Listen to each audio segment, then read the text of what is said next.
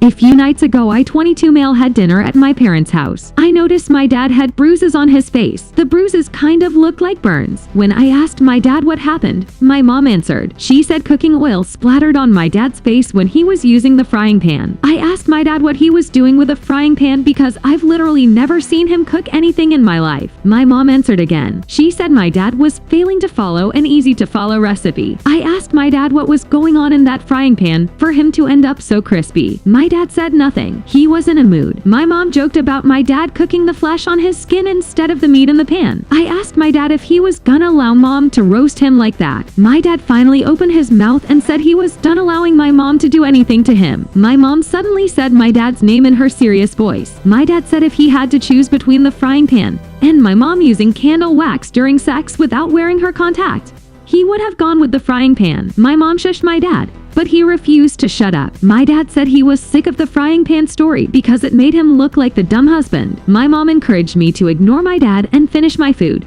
which prompted my dad to tell my mom to stop babying me and to start treating me like an adult whose parents were honest at all times. I begged them not to be honest at all. My dad said the frying pan accident was a story my mom fabricated because she didn't want anyone to know that she was too blind to recognize the difference between his face and his chest when she dripped candle wax all over him in bed. I tapped out and said too much information. My dad shrugged and said I asked. I was unable to continue eating. My dad noticed and said if he could finish the job with burns on his face, then I could finish my meal. He winked at my mom when he said finish the job. It was nightmare fuel. Told her noticed my dad had bruises on his face that looked like burns. Asked him what happened. Kind of expected a funny, family-friendly story since we were enjoying a family dinner. My dad said my mom dripped candle wax on him during sex before he encouraged me to finish my food like he finished inside my mom.